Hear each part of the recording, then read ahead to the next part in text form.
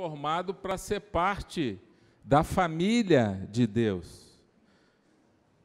E que nós chamamos aqui desse enturmar, que você já viu ali no banner, que está relacionado à comunhão. Deus nos criou para fazermos parte dessa família, para vivermos em comunidade, porque Deus ama relacionamento. E uma prova que Ele ama relacionamento é que Ele criou o ser humano para se relacionar com Ele. E o ser humano se afastou de Deus, desse relacionamento, virou as costas para Deus. E Deus, no seu amor persistente, Ele então vem em socorro ao ser humano, em resgate ao ser humano através do seu Filho Jesus. E Ele dá o seu Filho por amor a Deus, porque o salário do pecado é a morte, e o ser humano pecou e alguém tinha que morrer. E Jesus, então, morre no nosso lugar, paga o preço do pecado, derrama o seu sangue, porque a Bíblia diz, sem derramamento de sangue não haveria a remissão dos pecados. Deus, então, morre no nosso lugar, para que nós pudéssemos reconciliar com Ele. Então, esse Deus dá o seu próprio Filho para ganhar uma família inteira de filhos que somos nós. Deus ama relacionamento. Ele ama essa vida em comunidade e Ele criou o ser humano para isso. Ele deu o seu Filho para colher, semeou a vida do seu Filho para colher uma grande família que somos nós. E Ele, então, nos adota como filho. A Bíblia diz que nós fomos adotados por Deus como filho. E Ele fala, então, que nós somos parte dessa família, uma grande família. Diz em Efésios 2,19, vocês já não são estrangeiros nem forasteiros, mas concidadãos dos santos e membros da família de Deus. Concidadão significa pessoas que têm uma mesma cidadania, ou seja, a nossa cidadania é do céu, é isso que ele está querendo dizer. No que nós estamos aqui nessa terra é só de passagem. Nós temos uma terra preparada para nós na eternidade, que a Bíblia chama de paraíso, de céu, um lugar, como nós cantamos aqui, que não haverá tristeza nem dor. Como fazer parte dessa família de Deus? Se Deus nos formou para fazermos parte dessa grande família, dessa comunidade, o que eu tenho que fazer para fazer parte dessa família? Você precisa entender que a gente nasce, primeiramente, numa família de pessoas com o mesmo sangue. Essa família de sangue, você nasceu nela fisicamente e você nasceu, cresceu ali. E creio que muitos aqui, a grande maioria, já tomou a sua decisão com Cristo, então você faz parte agora de uma grande família, que é a família de Deus. E para isso, para fazer parte dessa família, precisa nascer de novo, precisa nascer espiritualmente. E como que a gente faz então para nascer espiritualmente? A gente precisa crer no sacrifício de Jesus, crer que Ele morreu e que Ele ressuscitou. E quando nós cremos, Deus coloca dentro de nós o seu Espírito Santo. É como se fosse uma porção de Deus em nós. Se você crê em Jesus e se entregou por Ele, você aceitou essa mensagem de salvação, Deus, Ele entra na sua vida, a Bíblia diz, e vem fazer morada através do seu Espírito, que a Bíblia chama de Espírito Santo. Então, você precisa crer que Jesus é o Senhor. Quando você crê, você se torna filho. Olha o que a Bíblia diz aqui. Veio para o que era seu, mas os seus não receberam. Contudo, ao que receberam, aos que creram em seu nome, deu-lhes o direito de se tornarem filhos de Deus, os quais não nasceram por descendência natural, nem pela vontade da carne, nem pela vontade de algum homem, mas nasceram de Deus. Para a gente entrar nessa família de Deus, a gente precisa nascer de novo. E nascer de novo é um nascer espiritual. Então você nasce fisicamente e depois você nasce espiritualmente. Uma coisa interessante, a família, essa família da carne, onde a gente nasceu fisicamente, ela é a nossa família aqui neste mundo. A família de Deus são todos aqueles que aceitaram a Cristo como Senhor e Salvador. Ela é essa família aqui na terra e também será uma família na eternidade, porque todos esses que creem em Jesus estarão na eternidade. Por isso que a gente tem que orar pelos nossos familiares, aqueles que ainda não se converteram, orar por eles e falar do amor de Deus, dar um bom testemunho para eles, porque se a gente não der um bom testemunho, a nossa vida não vai refletir esse amor de Jesus, e eles vão falar, esse Deus eu não quero, porque essa pessoa não dá um bom testemunho. Então, você tem que orar, porque a sua família, o ideal é que a sua família terrena vá para a eternidade com você e seja a sua família lá, e nós vamos nos encontrar lá, né, e vamos ver, né, uns aos outros lá na eternidade. Gálatas 3:26 diz, todos vocês são filhos de Deus mediante a fé em Cristo Jesus. Nós nos tornamos filhos a partir do momento que a gente crê, pois os que em Cristo foram batizados, de Cristo se revestiram. Então nós nos tornamos parte da família de Deus, crendo e também se batizando. O batismo é uma declaração pública, que você está declarando assim, a minha vida é de Cristo, e eu sou parte dessa família. Por isso, se você já entregou sua vida a Jesus, mas não batizou ainda, mas eu batizei quando eu era bebê. Sim, lá quando eu era bebê, você precisa entender que a Bíblia diz que para se batizar, precisa crer e se arrepender. E um bebê ainda não pode fazer isso. Então, você, se já entregou sua vida a Cristo, o próximo batismo, obedeça a Deus, porque a Bíblia diz, aquele que crer e for batizado, será o quê? Salvo.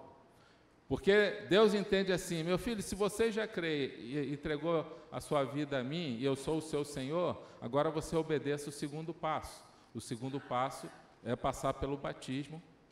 Como fazer parte da família de Deus, então?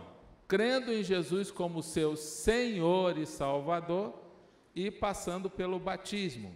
Agora, como viver nessa família? Enquanto a gente está nessa terra, para a gente ter essa comunhão, para a gente ter esse enturmar, porque durante toda essa semana você vai ler lá no livro, vai estar falando sobre essa comunhão, como ter essa comunhão, como ter um relacionamento entre nós, como está enturmado, como viver nessa família para a gente poder ter comunhão. Tem gente que pensa que comunhão é só na hora do lanche, ou é só aparecer no GA ou no culto. É muito mais do que isso. Embora em várias passagens da Bíblia a gente vê momentos onde eles estavam reunidos, que tinha comida, e comida é muito bom, né? Quem gosta de comida aí? É muito bom. E gente já falou, olha, cristão não bebe, não fuma, mas come, que é uma beleza, né? E comer é bom, e a gente vê na igreja primitiva várias passagens, várias situações em comunidade, em reuniões, que eles tinham refeições juntas, festas. Você vai no Velho Testamento, você vê Deus mandando fazer festa e comida e refeições para as pessoas, porque esse comer traz um relacionamento. Aliás, um dos propósitos, além de ajudar pessoas aqui na cantina, através da cantina, é ter esse tempo ali, ficar conversando. Esse era o projeto desde o início, né, para a pessoa não sair correndo depois do culto. Aí ela come uma pizza ali, aí fica conversando com o outro, conversa um pouquinho, e nessa você pode conhecer até o seu namorado, seu futuro marido, né? Então não saia correndo do culto, tá? Então, e é uma cantina beneficente, que eu aprendi a falar, eu falava errado essa palavra. Eu falava beneficente. Aí uma pessoa um dia me deu um toque, pastor, olha, você fala errado. Eu falei, é mesmo? Como é que é? Ele falou, não, é beneficente. E aí eu fui pesquisar, é verdade, né? Falei a vida toda errado essa palavra, só uma pessoa que teve coragem de falar para mim. Muito obrigado. Então, essa cantina beneficente é uma bênção, porque você tem a oportunidade de conversar com os outros e tal. Mas comunhão não é só isso. Eu creio que Deus, quando você vai para a palavra, Deus quer algo mais profundo. Deus quer que a gente tenha uma comunhão onde a gente vai conhecer a necessidade dos nossos irmãos, expor as nossas fraquezas. Isso a gente vê muito lá no GA. Quando a gente começa a ter mais contato um com o outro, e a gente começa a desenvolver um relacionamento de confiança. E a gente começa a ter contato, conhecer, porque para você desenvolver comunhão, você precisa investir tempo, diga, tempo. Tempo é essencial. Então, você vai fazer uma visita para uma pessoa que está enferma, você está desenvolvendo uma comunhão. Você está orando lá pela necessidade do seu irmão no GA, você está desenvolvendo comunhão. Você está expondo a sua fraqueza e aquela pessoa está orando por você e ela está agora intercedendo pela sua vida, e tudo isso está gerando comunhão. O servir traz comunhão, quando você serve, quando você conforta, consola, quando você sente a dor do seu irmão, quando você se coloca no lugar dele, quando você se alegra com ele, nos momentos felizes, quando você chora com ele, nos momentos difíceis, tudo isso está gerando comunhão. Então, na verdade, é muito mais profundo do que somente um lanche. Claro que o lanche coopera com isso, e é essencial, a gente tem nos grupos de amigos, nos GA, né, que a gente tem aí toda semana, tem lanche, tem esse momento de confraternização no final, mas a comunhão, ela é mais profunda. Nós temos vários grupos pequenos na igreja, de adolescentes, de jovens, de adultos. Os adolescentes e jovens se reúnem aqui na igreja e o de adultos se reúne nas casas. Ali é uma primeira frente de cuidado com as pessoas, que o propósito do grupo pequeno é gerar essa comunhão, é fazer com que a pessoa se sinta acolhida na igreja, enturmada. Você viu aqui, nesse momento aqui que o pastor Edinho fez essa interação, né, para cada um conhecer uma pessoa. Quantas pessoas aqui você não conhece? Bastante, né? Quem conheceu uma pessoa nova hoje aqui? Então, aí você conversou um pouquinho. No GA é um grupo menor, então isso é possível. Quanto menor o grupo, maior é a comunhão. Agora, aqui na igreja, a gente está lutando contra uma dificuldade e a gente está orando para a gente conseguir vencer isso. Que é uma coisa boa, mas ao mesmo tempo se torna ruim, porque a gente precisa dar uma solução. Nós temos grupos de 15, de 20 pessoas, 30, 40 pessoas, nós temos grupos de 50 pessoas, nós temos grupos, só adultos, sem contar as crianças. Nós temos grupos de quase 60 pessoas, adultas, numa casa. Aí você pergunta, por que esses grupos não multiplicam então? Por que deixaram o grupo ficar desse tamanho? É muito difícil ter comunhão num grupo tão grande assim, então a gente precisa multiplicar. Mas a gente tem uma dificuldade, a gente não tem líderes para multiplicar. E Deus fala para a gente fazer assim, ó, orem para que Deus, o Senhor, mande trabalhadores para essa seara. Mas Ele fala também, os líderes estão aí com vocês. E eu tenho certeza que Deus vai tocar corações para levantar novos líderes, pessoas apaixonadas por Jesus, que tenham um desejo de servir. E se Deus estiver falando ao teu coração, tá? Com relação a isso, você que está num grupo, e se Deus está tocar ao teu coração, procure lá o seu líder de GA. Nós precisamos também de anfitriões, pessoas que possam falar assim, olha, a minha casa eu ofereço para Deus para ter um grupo lá. Deus quer fazer a obra, Ele vai fazer através das nossas vidas, por pessoas que amam a Deus e são apaixonadas por Ele, e querem servir e querem se doar.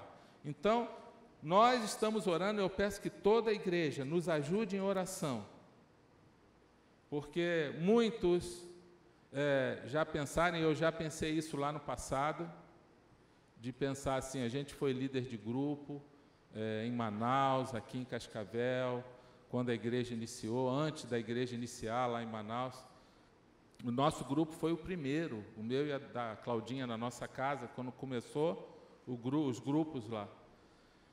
O primeiro grupo foi na nossa casa, e foi muito bom, foi uma experiência muito boa, de ter aquelas pessoas e depois ir multiplicando os grupos, né?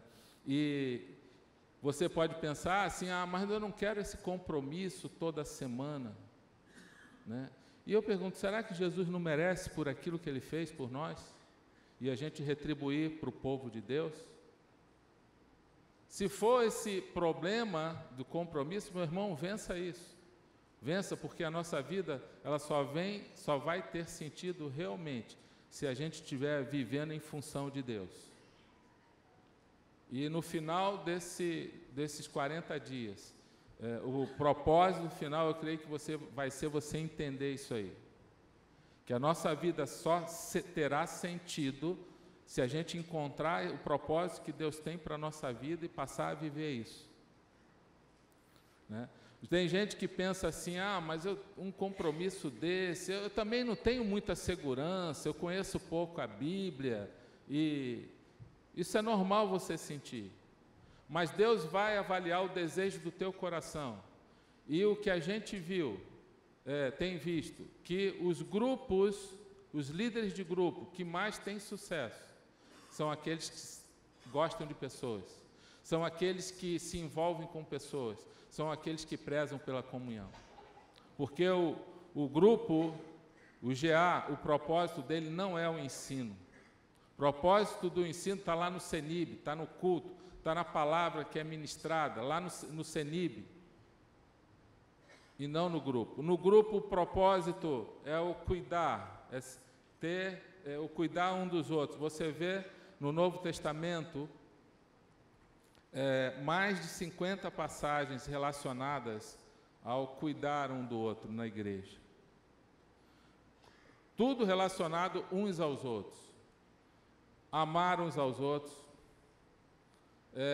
servir uns aos outros, cuidar um dos outros, exortar em amor uns aos outros. Então, todo tempo a gente vê esse propósito de Deus de investir um na vida do outro. Uma pessoa falou para mim, eu queria ter mais conhecimento, aí eu ia liderar o grupo. Mas o quanto é necessário de conhecimento para isso? Claro que a gente não vai colocar uma pessoa nova na fé, recém-convertida, para liderar um grupo, porque a própria Bíblia fala para a gente não fazer isso. Mas se você tem um desejo no teu coração, sirva a Ele no chamado que Deus tem tocado você para isso. Como viver nessa família? Efésios 4:1 fala como viver. Como que a gente tem que viver e se relacionar para a gente ter essa comunhão e estar enturmado? Vivam de maneira digna da vocação que receberam. Sejam completamente humildes, dóceis, pacientes, suportando em amor. Façam todo esforço para conservar a unidade do Espírito pelo vínculo da paz. Aqui nós temos alguns conselhos do apóstolo Paulo para a igreja de Éfeso, para que houvesse comunhão naquela igreja. Nós vamos trazer então para nós aqui, porque é isso aí. Se a gente começar a viver isso aí, nós vamos impactar, e eu creio que a gente já tem, pela misericórdia de Deus, influenciado muitas pessoas para Deus, através de todos que estão aqui.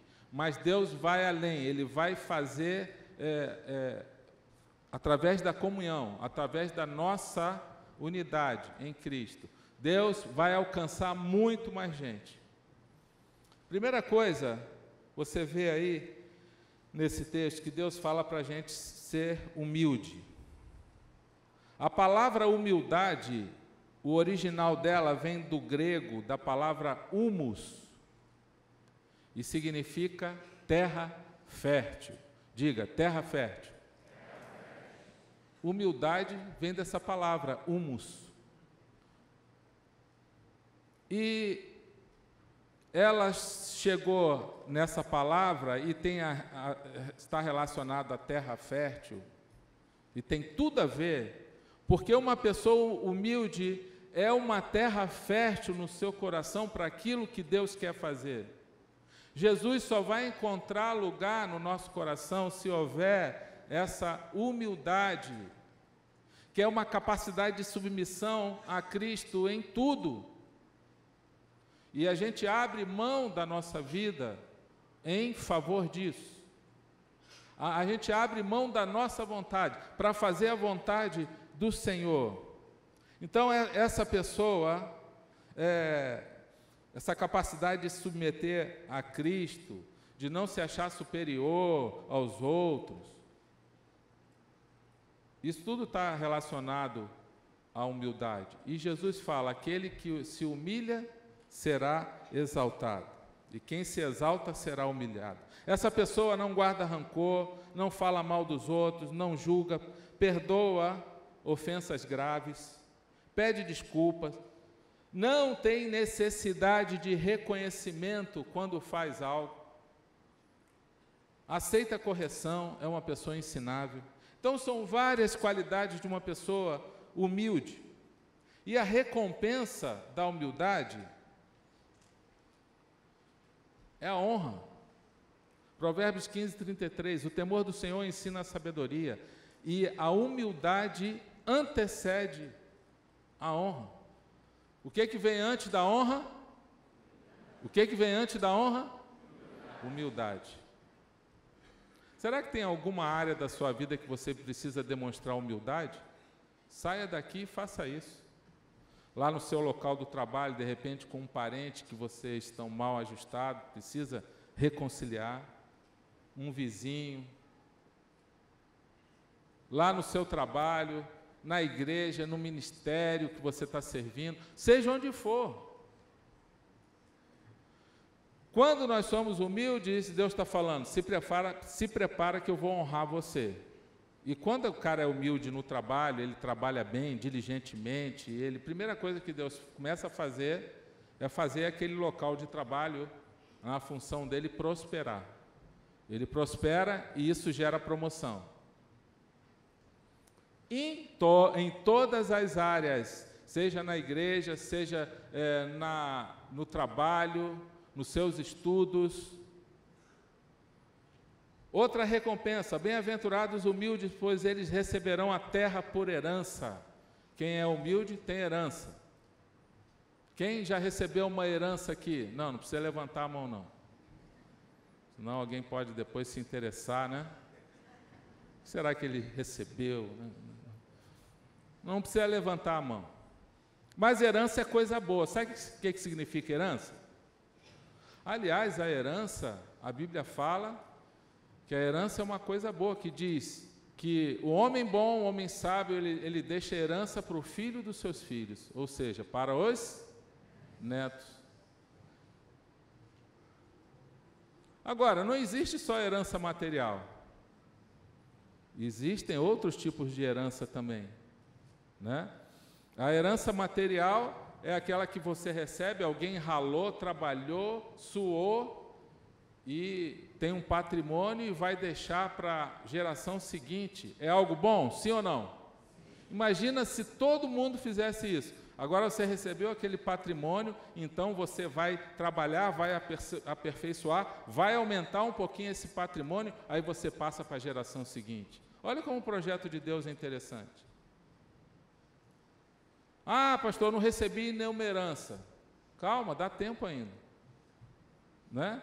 De repente você recebeu outro tipo de herança, recebeu um legado de amor, de caráter dos seus pais, e você construiu você, e você chegou até aqui, deu condições para você estudar. Não é verdade? Quem recebeu essa herança aí dos seus pais? Olha só que benção. Essa para levantar a mão. Herança é coisa boa. Ah, mas nem isso eu recebi. Pastor, eu não recebi nem isso. Tive problema com meu pai, eu não fui bem educado, minha família foi meio desconstruída, problemas de relacionamento. Aliás, meu pai até saiu de casa. Isso pode acontecer, sim ou não? E pode ser a história de alguém aqui. Mas mesmo assim, quando Cristo entra na nossa vida, além de nos dar uma herança de eternidade, uma terra futura, Ele traz para nós uma nova vida aqui, uma herança de Deus, ou seja, o caráter de Deus começa a entrar na nossa vida e transformar a nossa vida, e curar as nossas feridas, restaurar as nossas emoções. Jesus faz isso, Deus faz isso com os seus filhos, porque agora nós somos filhos, nós temos pais terrenos, mas nós temos uma paternidade espiritual em Deus, conquistada na cruz. Os humildes vão receber herança. Quem quer herança aí? Diga eu. Eu também quero, mas você precisa ser humilde. E ser humilde não é fácil. Nós vamos ser testados, todos nós, no dia a dia, nos relacionamentos, no trabalho, na rua, no trânsito, na loja, todo momento, no mercado onde você estiver comprando, todo momento você, aqui é fácil a gente falar, eu quero ser humilde, eu quero, Senhor, eu vou ser humilde. Aí a gente sai dali e a gente começa a ser testado. Mas não é impossível, a gente pode melhorar. Quem quer melhorar aí? Amém, eu creio nisso, todos nós queremos. Mas vai ser uma batalha. Não pense que vai ser fácil. Você vai ter que abrir mão de algumas coisas. Até na igreja onde nós estamos se relacionando, querendo Deus, todo mundo com o mesmo propósito, nós vamos ter dificuldade em algum momento. Se Pedro e Paulo se estressaram, quase brigaram, imagina a gente. Teve uma hora lá que Paulo chamou Pedro e descascou ele. Pedro se estressou. Aí Paulo se estressou. Paulo era meio estressado. E muito colérico, estava sendo transformado também, como todos nós. E você precisa saber disso, que é uma realidade. Uma vez o irmão me procurou e falou, pastor, sei que dá tudo errado, quando eu penso que eu vou acertar, aí eu erro. Eu estou pensando, eu faço um propósito com Deus, Senhor, hoje eu não vou pecar, Senhor, não vou pecar, eu não vou mirar com ninguém, hoje eu vou. Aí no meio do dia ele já esqueceu daquele propósito. Aí um cara entrou na vaga do carro. Alguém já fez isso contigo? Você está esperando a vaga assim, aí crente que você vai entrar, o cara sai, aí vem outro e entra na sua frente. Já sofreu isso aí? O que dá vontade de fazer? Brigar, né? Dá vontade de chegar para aquela pessoa, bater no ouvido assim, viu? O que você acha que eu estava fazendo ali? Olhando para o céu? Eu estava esperando para entrar aqui, quando eu pensei que ia entrar, você já entrou na minha frente. E esse irmão, então, falou que brigou com um cara, depois ficou pensando, será que ele é da igreja? Aí eu falei, agora não dá mais tempo. Você consertou lá na hora? Não, não consertei não. Então, ora para um dia vocês se encontrarem e consertar. Mas o apóstolo Paulo mesmo sentia isso. Ele chegou no momento que ele falou, aquilo que eu quero fazer, eu acabo não fazendo. E aquilo que eu não quero, eu faço. Aí eu falei esse versículo para esse irmão, ele ficou mais aliviado. Mas isso não pode nos dar motivo também para, vou pecar e pronto. A gente precisa saber que é uma batalha, que nós vivemos aflições semelhantes que é da nossa natureza. Você quer ser humilde? Sim ou não? Sim. Então se prepare para a honra e para a herança. Segundo, Deus fala para a gente ser dócil. Ser dócil, o homem não gosta muito dessa palavra que pensa que é só para mulher. Mas ser dócil, o fulano, você imagina um homem falando para o homem, para outro homem, olha fulano, você é muito dócil. Aí os homens tendem a, não, isso aqui é só para mulher. Quando ele lê 1 Pedro 3, aí ele, ali Pedro falando para as mulheres que elas podem influenciar a vida do marido, quando o marido está pecando, não está obedecendo a palavra, ele fala que a mulher pode ganhar um marido sem palavras, através do seu bom comportamento, respeitoso, e através de um espírito dócil e tranquilo. Mas ser dócil não é só para mulher, é para homem também. E quando você vê dócil ali, ele está querendo dizer amável. Nós precisamos ser pessoas amáveis. Quando está falando de pessoas amáveis, e essa é uma dificuldade, e inclusive de muitos homens, mas tem mulheres também, está falando para você ser uma pessoa cordial, gentil, praticar a gentileza. Aqui na igreja a gente tem que praticar isso, a gentileza, a cordialidade, né? Então, ser uma pessoa amável, se a gente for amável um com o outro, a gente vai impactar lá fora. Eu lembro que a igreja da Coreia, que é uma das maiores igrejas, o povo coreano, que era um povo totalmente perdido, e da década de 60 para cá eles tiveram um crescimento absurdo, estratosférico, em tudo, na educação, com Deus. Eles fizeram, a Coreia do Sul é um exemplo para todos nós, que na década de 60, o Brasil era mais rico que a Coreia do Sul, 3 vezes mais. E agora você vê que inverteu. Mas o que aconteceu lá? Uma das coisas é que aquele povo começou a se converter. Eu trabalhei quando eu estava no Timor, com um batalhão coreano de forças especiais, e eu tinha contato, eu conversava com eles. E eu ia conversando com eles no inglês, e eles têm muita dificuldade de se comunicar no inglês, e ali no meu inglês também meio rasteiro, né? E aí a gente ia conversando lá e tal, a maioria, eu fiquei impressionado, a maioria convertida. De todo um batalhão, eles eram convertidos, serviam a Deus, cristãos. E quando começou a igreja lá do Paul Yang-shu, que ele começou com grupos pequenos, eles fizeram um propósito, está num livro do Paul Yang-shu. Ele falou, nós vamos ser amáveis com todo mundo, quem aceita o desafio. Fizeram lá e começaram a ser gentis, cordiais. Por exemplo, estava num prédio, se eles vissem uma pessoa carregando uma bolsa, uma senhora, eles iam oferecer para carregar aquela bolsa daquela senhora até lá em cima. Eles iam ser prestativos. Eles fizeram um propósito, em tudo, em desenvolver a amabilidade. E olha o que aconteceu. A maior igreja da Coreia é essa igreja lá. Quanta gente se converteu, quanta gente mudou de vida, e aquele país prosperou em todas as áreas, seja na educação, no social, na economia. Seja uma pessoa dócil, amável. esse versículo aí, 2 Timóteo 2, ao servo do Senhor não convém brigar, mas sim ser amável para com todos, apto para ensinar e paciente. Ser amável com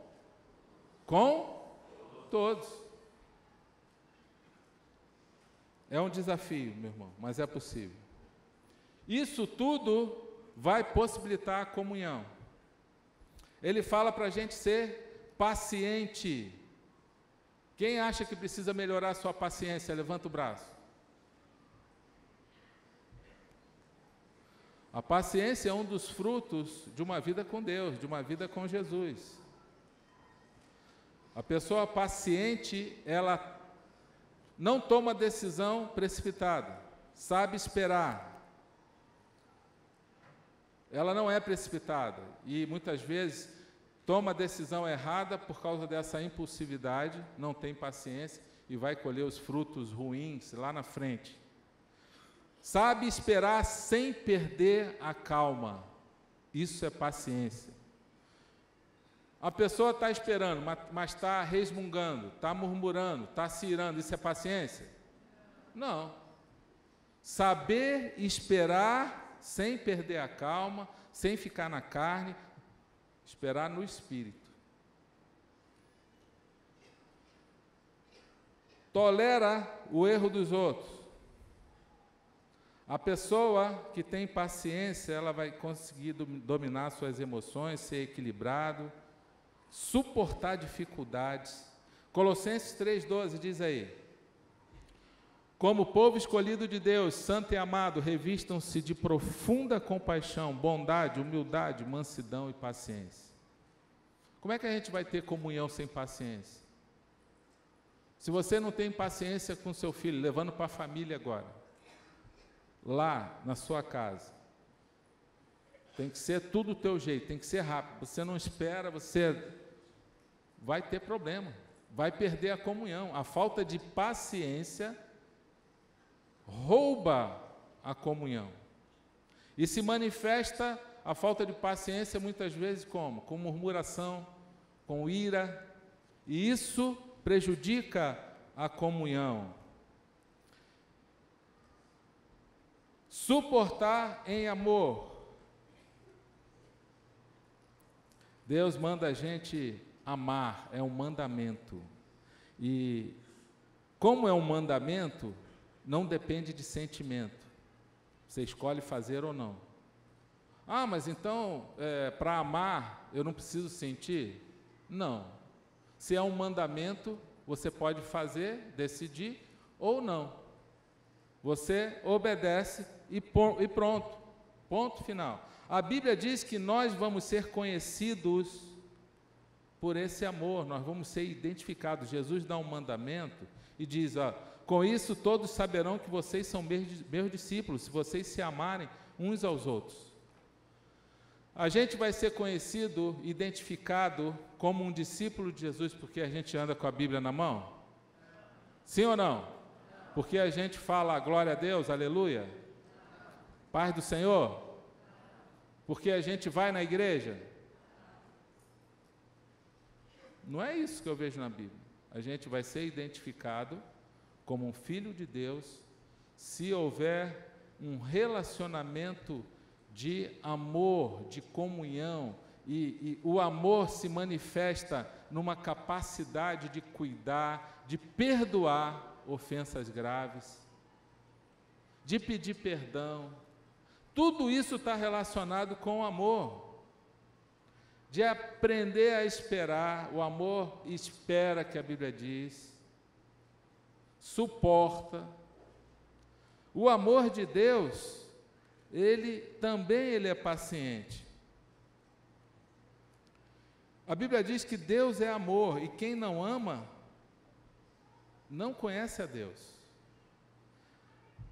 1 Pedro 1,22 diz que para a gente ter essa comunhão, a gente precisa ter um amor sincero. Diz aí, agora que vocês purificaram a sua vida pela obediência à verdade, visando um amor fraternal e sincero, amem sinceramente uns aos outros e de todo o coração, Para ter o amor que Deus quer, suportar em amor, a gente precisa ter sinceridade. Diga, sinceridade. Sinceridade significa ter autenticidade. Aliás, a origem dessa palavra, que vem lá do latim, os romanos construíam as esculturas de mármores, e quando eles iam vender, eles falavam assim: essa é sem cera. O que era essa cera? Quando o mármore tinha imperfeição, eles cobriam com uma cera as imperfeições das esculturas, e com o tempo a pedra ela não se deteriorava, mas a cera ia se deteriorando e ia ficando feia a escultura. Então, para ser uma escultura boa, não podia ter cera. Até as pessoas perguntavam: essa é com cera ou sem cera? Se fosse com cera, né, não era boa. Se fosse sem cera, era boa. Isso deu origem à palavra sincera. Uma pessoa sincera, ou seja, sem cera. Isso quer dizer uma pessoa sincera? Uma pessoa sincera é uma pessoa autêntica. Sinceridade de coração. Se você quer ter comunhão na igreja, em casa, você precisa ser uma pessoa, vamos repetir? Sim. Tem que tirar a cera, meu irmão. A gente tem que tirar a mentira, a hipocrisia. A gente tem que ser autêntico.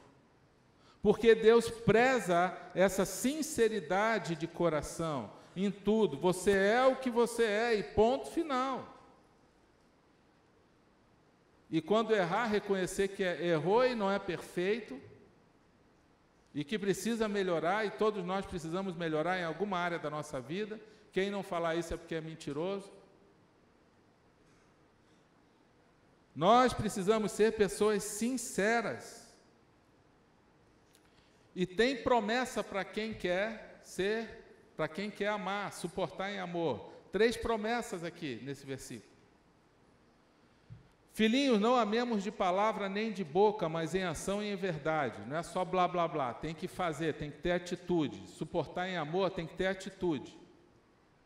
Assim saberemos que somos da verdade, ou seja, saberemos que somos salvos de Jesus, nós somos de Deus.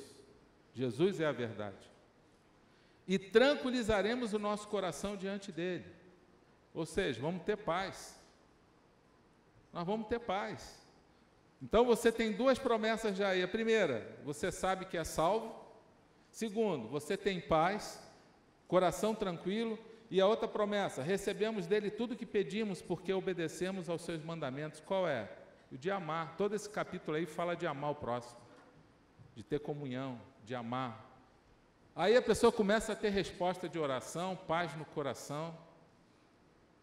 Tem certeza da sua salvação, sabe por quê? Por causa do amor, tomando decisões. Decisões importantes relacionadas a isso, limpando o coração, perdoando, pedindo perdão, reconciliando, se importando com os outros, não é só com o seu umbigo, as suas necessidades, e Deus honra e Deus recompensa. E o último é a unidade, já vamos concluir aqui.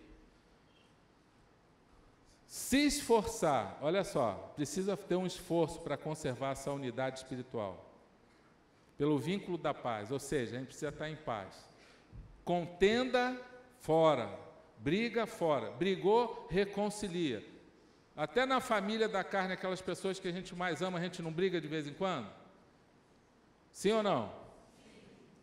Imagina aqui na igreja, mais de 2.000 pessoas se reunindo, vai sair umas faíscas de vez em quando? Sim ou não?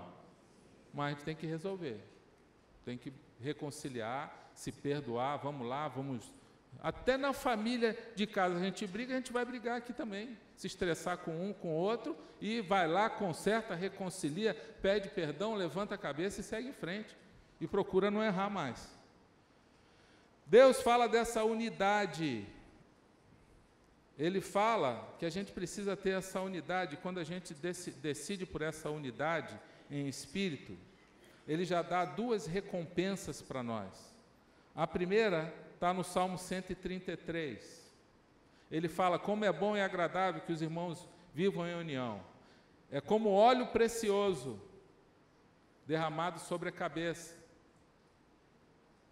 que desce pela barba de Arão. Aí depois ele compara com o orvalho do Hermon, que desce sobre os montes de Sião, o orvalho lá do Monte Hermon. Ali o Senhor concede a bênção da vida para sempre. Ou seja, quando vive em comunhão, em união, o óleo precioso derramado sobre a cabeça significa a unção sobre o sacerdote. Um povo unido, a unção do Espírito de Deus, o óleo, na Bíblia, representa em várias situações o Espírito Santo. O Espírito de Deus está agindo quando há unidade entre as pessoas. Se não houver unidade, já era. Por isso que Jesus fala: um reino dividido ele não subsiste, uma casa dividida ela não subsiste. E depois ele fala aqui, é como o orvalho do Hermon. Esse orvalho do Monte Hermon, ele irriga toda aquela região e é uma parte fértil da terra de Israel, por causa desse orvalho. Bate o vento e leva e irriga toda aquela região, é muito úmida e o vento espalha toda aquela umidade, irrigando a terra. Sabe o que está querendo dizer? Onde há unidade, há prosperidade. E depois ele diz: o Senhor concede a bênção da vida para sempre. Ou seja, a bênção do Senhor está na vida daqueles que estão em unidade. Se a gente estiver em unidade, a gente vai impactar essa cidade. Amém? E a bênção do Senhor estará sobre nós. Então, Deus está falando: vocês querem viver em comunhão? Então se prepara, porque eu vou fazer grandes coisas. A outra promessa é que Jesus diz, aqui ele faz uma oração para o Pai, pedindo por nós, para a gente ficar unido, porque se a gente ficar unido, o mundo vai crer que ele foi enviado. Ele está falando, ou seja, se vocês ficarem unidos, esse povo vai se converter através de vocês. Jesus orando por nós, que ainda iríamos crer no futuro, ele já estava fazendo essa oração por nós, pedindo ao Senhor. E quando isso acontece, olha o que diz aqui nessa igreja de Atos, esse último versículo para a gente encerrar. Todos os dias eles continuavam a reunir-se no pátio do templo, partiam o pão em suas casas e juntos participavam das refeições, com alegria e sinceridade de coração. Perceba, sinceridade de coração. Louvando a Deus e tendo a simpatia de todo o povo. E o Senhor lhes acrescentava todos os dias os que iam sendo salvos. Perceba que uma igreja unida, uma comunidade unida, vai cair na simpatia do povo. E aí sabe o que Deus faz? A unção de Deus está ali, começa a se converter um monte de gente. O Senhor ia acrescentando todos os dias os que iam sendo salvos. Amém? Quem quer estar nessa unidade? Diga eu. Amém. Vamos ficar de pé.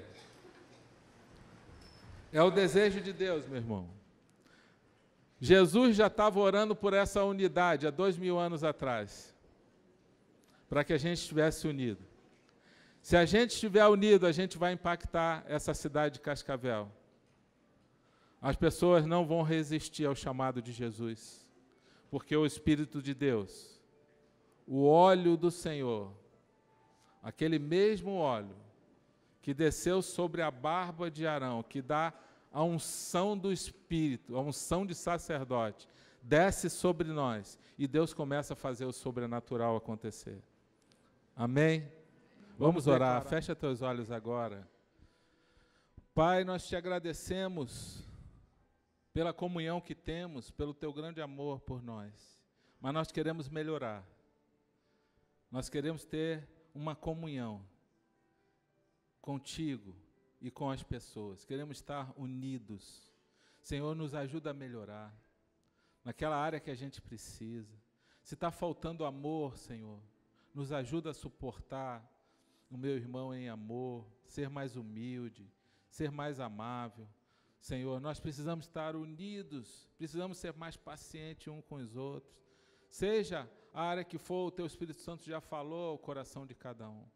Nós precisamos da Tua ajuda. Mas nós queremos, Senhor, estar nessa unidade. Nós queremos ter essa comunhão que o Senhor ensina na palavra. Nos abençoa nessa semana, na leitura desses capítulos do livro. E o Senhor possa complementar essa mensagem, falando ao coração de cada um de nós, sobre esse desejo do Senhor de viver em comunidade. Obrigado, Deus, em nome de Jesus. Amém. Que Deus te abençoe, boa semana.